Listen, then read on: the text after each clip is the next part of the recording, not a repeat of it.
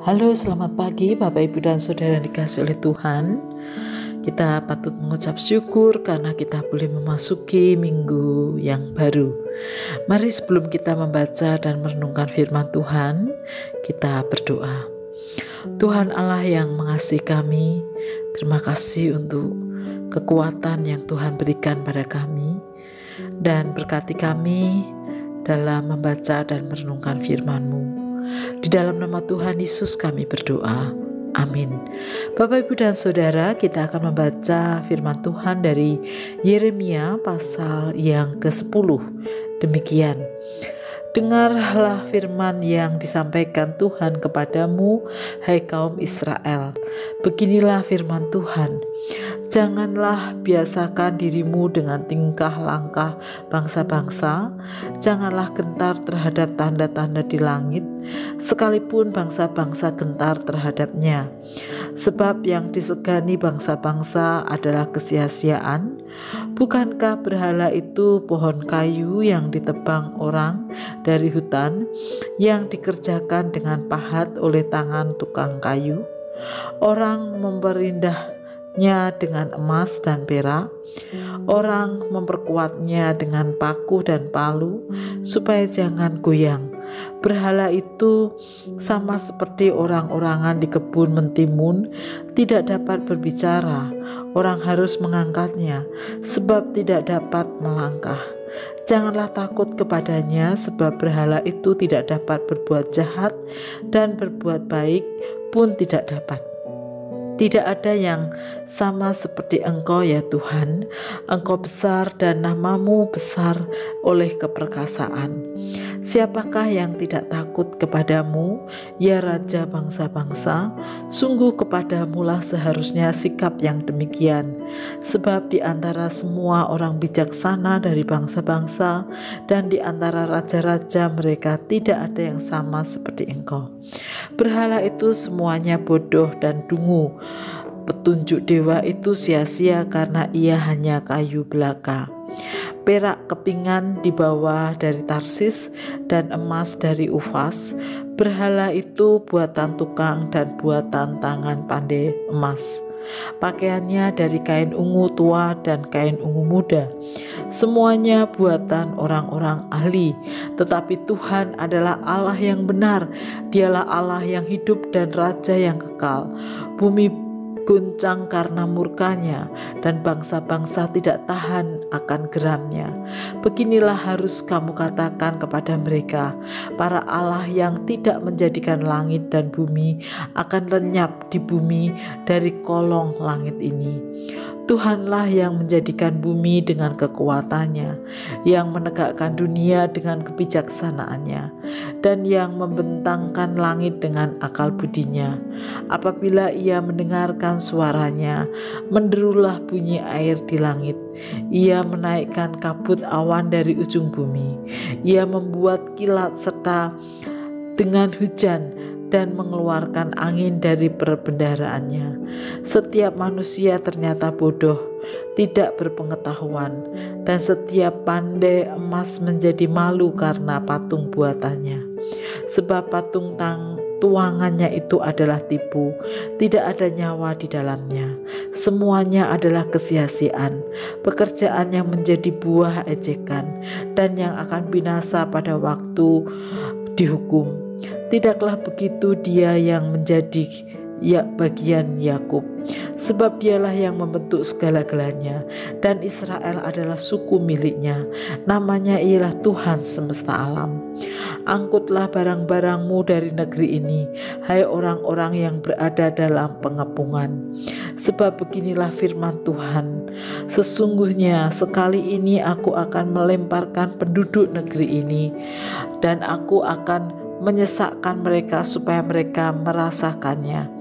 Celakalah aku karena penyakitku, lukaku tidak tersembuhkan. Aku berpikir, Inilah suatu kepedihan yang harus kutanggung. Kemahku sudah rusak dan semua talinya sudah putus. Anak-anakku telah pergi daripadaku, tidak ada lagi yang mendirikan kemahku dan yang membentangkan tendaku.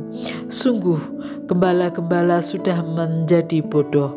Mereka tidak menanyakan petunjuk Tuhan. Sebab itu mereka tidak berbahagia dan seluruh binatang gembalaan mereka cerai-berai. Terdengarlah suatu berita bunyinya. Kegemparan besar akan datang dari tanah sebelah utara untuk membuat kota-kota Yehuda menjadi sunyi sepi, menjadi tempat persembunyian serigala-serigala. Aku tahu ya Tuhan, bahwa manusia tidak berkuasa untuk menentukan jalannya, dan orang yang berjalan tidak berkuasa untuk menetapkan langkahnya. Hajarlah aku ya Tuhan, tetapi dengan selayaknya. Jangan dengan murka-Mu, supaya aku jangan Kau binasakan. Tumpahkanlah kepanasan amarah-Mu di atas bangsa-bangsa yang tidak mengenal Engkau, di atas kaum-kaum keluarga yang tidak menyerukan nama-Mu, sebab mereka telah memakan Yakub dan menghabisinya dan membuat tempat kediamannya menjadi puing.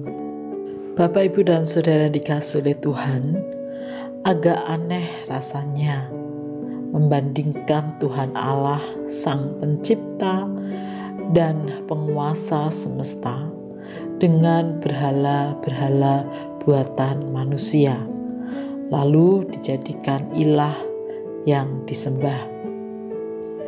Namun demikianlah realitas yang dialami atau yang terjadi dalam kehidupan umat Tuhan pada waktu itu. Seperti digambarkan dalam Yeremia pasal 10. Mereka membuat ilah-ilah buatan tangan manusia dari kayu yang menjadi bahan dasarnya, atau juga dari tembaga, bahkan juga dari emas. Lalu hasil buatan itu dijadikan berhala yang disembah dan dipuji. Sungguh sangat menyedihkan, bukan? Namun jika mau jujur, dalam kenyataan kehidupan sekarang ini, bukankah yang terjadi juga demikian? Ada barang-barang buatan manusia zaman sekarang yang dijadikan berhala, dipuja, disembah, dibandingkan dengan Tuhan Allah yang menciptakan manusia, yang mengasihi manusia. Oleh karena itulah, mari kita mohon kepada Tuhan agar melalui Roh Kudus menjaga hidup kita untuk tetap menyembah Tuhan Allah dan tidak menggunakan atau menjadikan benda-benda apapun yang dibuat manusia menjadi berhala tandingan. Kiranya hati dan pikiran kita terus menyembah hanya kepada Allah di dalam Tuhan Yesus. Mari kita berdoa.